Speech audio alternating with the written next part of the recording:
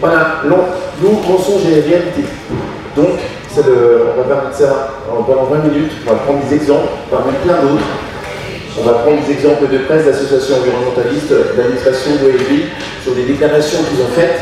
Je vais parler un petit peu vite, désolé si je veux atteindre le temps nécessaire et de montrer le plus de choses possible. Et on va montrer ensuite des éléments qui contrarient des éléments déclarés par la presse, par l'administration ou par l'OFB. D'accord? Et qui viennent des fois des mêmes sources. C'est des exemples, il y en a plein d'autres, on a choisi quelques-uns.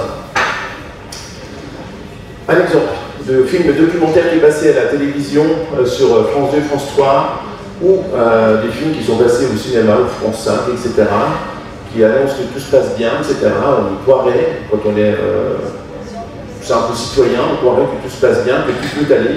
Et même Jean-Marc Landry, qui a déclaré que si les éleveurs utilisent les chiens, les loups et les moutons pourront à nouveau vivre ensemble. C'est la fin, la conclusion d'un film documentaire. Et donc moi j'ai fait des contre-enquêtes de ces films qui sont passés soit à la télé, soit au cinéma. Et donc le premier film, il avait été payé, l'éleveur avait été payé pour dire que ça se passait bien. Ce même biologiste Jean-Marc Landry m'a mis au tribunal pour contester en fait ma contre-enquête. Et les juges suisses m'ont donné raison 4 fois. Ils m'ont dit que j'avais raison dans les propos que je disais, que c'est un film tronqué et mensonger. Voilà. Et dans l'autre exemple, quand on dit que ça se passe bien, le film qui est passé sur France 5, là, ils ont dit qu'il n'y avait pas eu d'attaque.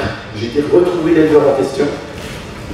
L'éleveur en question et le berger expliquent bien qu'il y a eu des attaques avant le documentaire, qu'il y en a eu après le documentaire, et que dans l'année, il y a eu 300 brebis de tuées l'année du tournage. Donc on voit un film et que tout se passe bien. La réalité démontre qu'on a perdu 300 brebis dans l'année. Voilà, encore un exemple de mensonge et de vérité. Voilà, un autre exemple qui a été déclaré pareil à la radio, où le préfet, le sous-préfet disait qu'il n'y avait pas de meute, et pourtant il était constaté sur le même secteur un louveteau. Conclusion, il y avait eu des louveteaux sans parents, sans frères, sans sœurs. Voilà, ça on n'a jamais vu encore. Voilà avec un autre exemple. Et l'analyse génétique avait bien confirmé que c'était bien un louveteau. D'accord?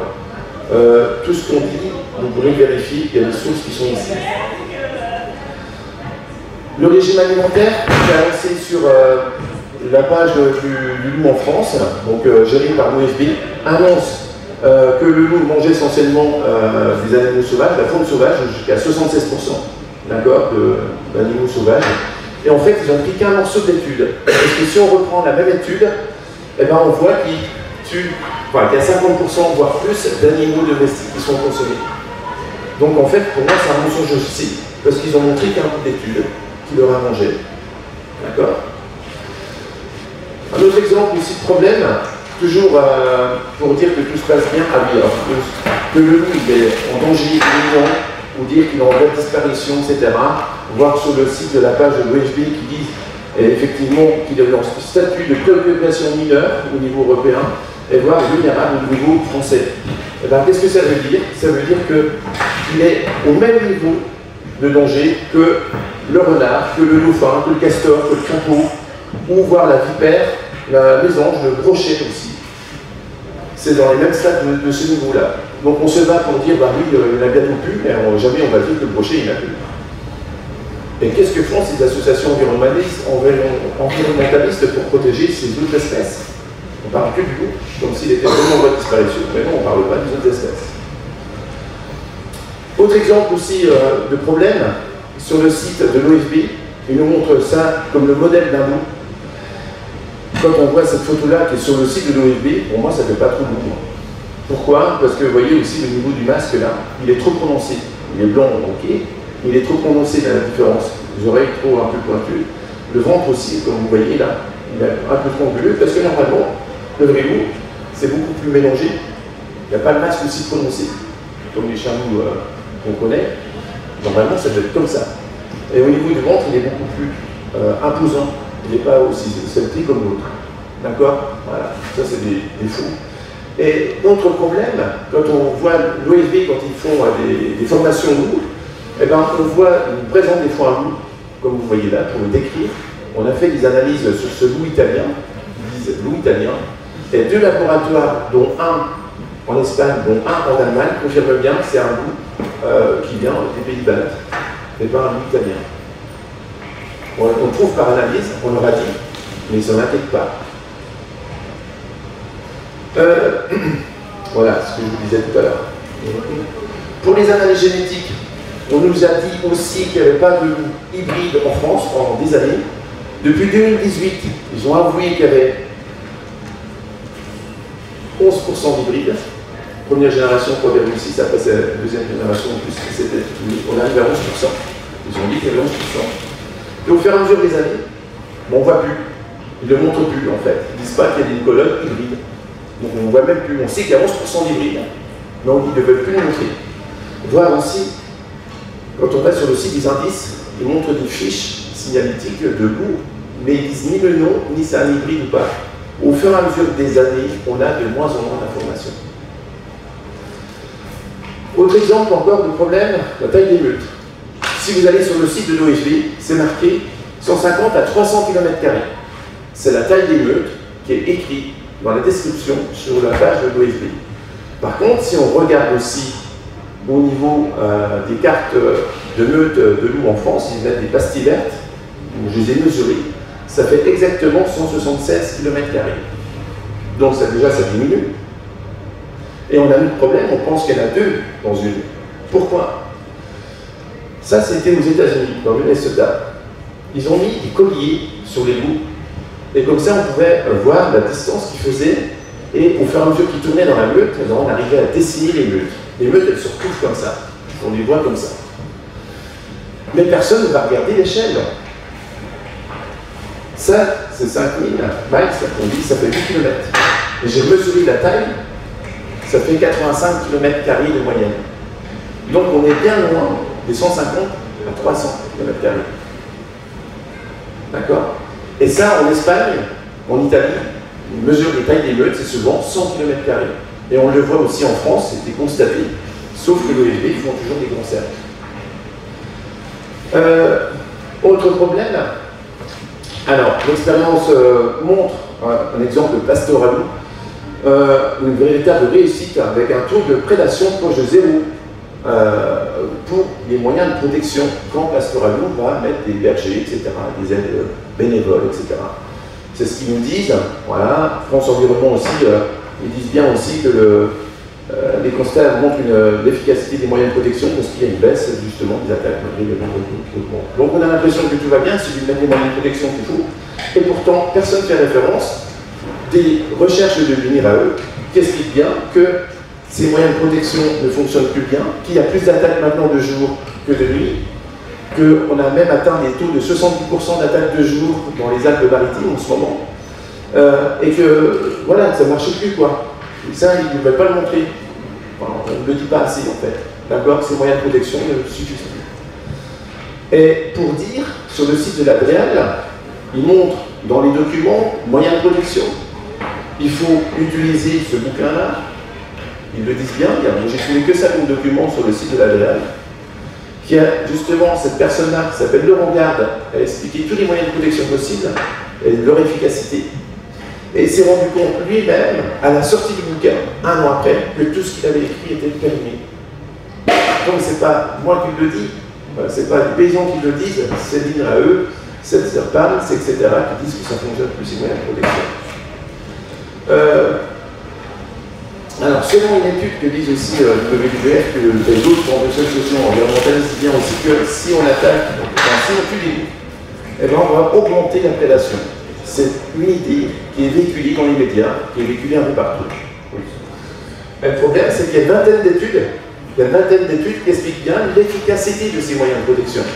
Il y a des études scientifiques qui ont été faites aux États-Unis, en Allemagne, en Tchéquie, etc., qui montrent bien que quand on tue du loup, on fait baisser la prédation des loups. Voilà, c'est une donnée scientifique, on ne veut pas la relever. Toutes ces études sont dans ce lien-là, on en fera un PDF et vous pourrez vérifier tout ça. Pour preuve de l'efficacité des tirs de loup, c'est la courbe en Suisse. Regardez, ça c'est les attaques de loup. Enfin, animaux prédatés, on va dire, animaux prédatés en Suisse, année par année. Et depuis qu'ils ont une politique de tir sur les meutes, eh bien regardez, au fur et à mesure que les tirs augmentaient en rouge, on voit bien que cette courbe d'attaque sur animaux domestiques baisse. Voilà. C'est à partir du moment qu'il y a des tirs. Et pour même vous dire, en France, depuis qu'on fait la politique du tir, le nombre d'attaques ou le nombre d'animaux tués stagne. Parce qu'il y a eu cette politique de tir. L'efficacité des tirs, lui, est démontrée par ces exemples-là, et c'est par les études scientifiques aussi.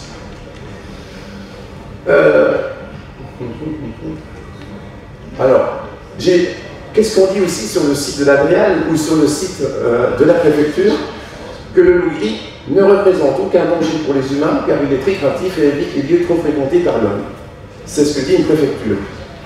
Et pourtant, eh bien, on voit bien qu'il n'a pas peur de l'homme parce qu'on a trouvé, un loup était tué quasiment sur les plages de Bordeaux-Limousin, il était sur les plages. On a trouvé un loup sur la plage, sur la route, comment dirais-je, à côté de Lyon, d'accord. On a trouvé aussi des loups dans les villes, voire sur les pistes de ski. Il n'a pas peur de l'homme. Et est-ce que le loup attaque l'homme? Eh bien pareil, ils disent que non, mais en fait, il y a 3 cas en Hollande, il y a eu 19 cas en Italie depuis 2017 qui ont été révélés par l'administration italienne pour le projet de révision du loup au niveau européen. 19 cas ont été révélés. D'accord? Et puis bon, même les scientifiques ont prouvé aussi que l'accoutumance avec les humains arrive à un moment ou à un autre à une attaque sur l'eau. Voilà. J'essaie d'avancer parce qu'il ne me reste pas beaucoup de temps. Problème de comptage, je vais terminer là-dessus. On voit bien qu'il y a des loups partout. Ça, c'est sur le site de l'Adrial qui montre les attaques. Ça, ce sont les cercles 1, 2 et 3 pour moyens de protection qui sont subventionnés quand il y a la présence de loups. On voit bien que ça occupe quasiment 80% ou 75% de la France. C'est une donnée de l'Adrial. D'accord? Le gros problème de ce comptage, c'est qu'eux, ils ne vont, pour l'OFB, compter que dans ces mailles-là. Donc toutes les zones que vous avez vues, qu'il y en avait en Ardennes, qu'il y en avait ici, qu'il y en avait un peu partout là, on ne va pas les compter. Même en Bretagne, on sait qu'il y en a plusieurs, ils vont compter que là, on va penser qu'il y en a plusieurs ici. Donc ils ont limité les endroits où il faut compter, malgré les indices de présence. Ça, c'est toujours sur la carte de l'OFB, sur la même période, on voit bien qu'il y a des indices qui ont été relevés et ils ne sont pas en corrélation avec les endroits où ils veulent compter. Donc l'endroit où ils veulent compter, c'est les endroits où il y a déjà des loups qui ne veulent pas compter. Et quand on va plus loin, ils ont compté donc que les analyses pour l'année 2023-2024 en faisant des analyses de recherche là-dessus. Ce qui fait que l'objectif était de 8 indices par maille. Donc ils n'ont pas tout compté, ils ont compté que là-dedans. 8 c'était l'objectif, qui peut être 8 loups par maille. Le problème, c'est qu'ils n'en ont trouvé que 5 par maille. L'autre problème, c'est qu'ils vont en envoyer non pas 5 échantillons, mais que 4,4 échantillons à analyser. Qu'il n'y a que 2,2 qui reviennent comme loups, et qu'en plus, on n'en retrouve que 1,6 par maille.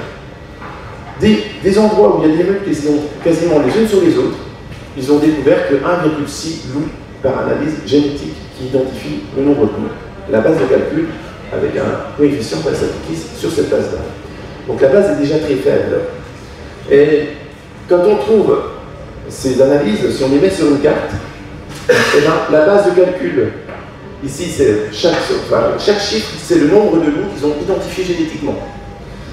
En Normandie, là, enfin, proche de la Normandie maritime, il y en a un qui a été trouvé, il est mort. Ils l'ont trouvé sur la route. Donc, il n'y en a plus. Meurthe-et-Moselle, j'en ai trouvé un, il a été analysé, c'était bien un loup, mais il est mort. Donc là, il n'y en a plus. Ici, en Bretagne, ils en ont trouvé qu'un. Par ici, là, le sud, ils en ont trouvé qu'un aussi. Donc en fait, en gros, on va compter le nombre de loups que sur cette zone-là. Et quand on sait, et comme on l'a vu tout à l'heure, qu'il y en avait pourtant partout. Donc pour vous dire que ces chiffres, on n'en tient pas compte de tout ce qu'il y a partout en France.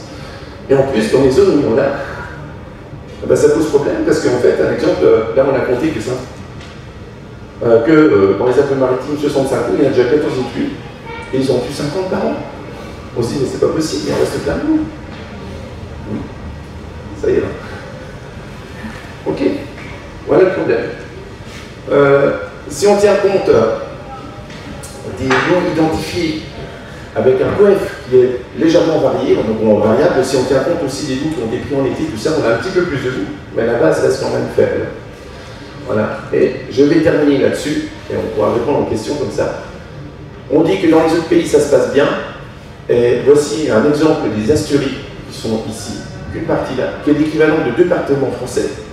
Et bien là-bas, on dénombre jusqu'à, écoutez bien, 800 chevaux qui ont été tués en 5 ans. D'accord? Pour une commune, une seule commune, j'ai oublié de dire. Le document là, il fait 500 pages, qui démontre toutes les attaques qu'il y a eu en Espagne. Là, on dit que ça se passe bien. 500 pages. J'ai pris une seule commune de ces 500 pages, et sur une commune assez grosse, belle montée, il y a eu 800 chevaux de tués en une commune sur 5 ans. C'est le document officiel. Donc on se fait en France, voilà, pas mal de problèmes, mais on va avoir encore plus de problèmes si on ne fait rien, parce qu'on va arriver à des chiffres catastrophiques comme en Espagne. Il y a eu 35 000 lignes d'attaque sur l'équivalent de 2 départements, et j'insiste bien, sur une commune, il y a eu 800 chevaux de tués en 5 ans. J'ai été moi-même vérifier et interroger la mairesse pour vérifier si ce chiffre-là était juste ou pas. Voilà, donc, question. Est-ce qu'il y a des questions?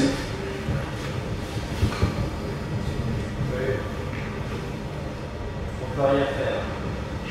C'est bon pour vous, c'est clair? Merci. Merci beaucoup, on vous souhaite une bonne soirée.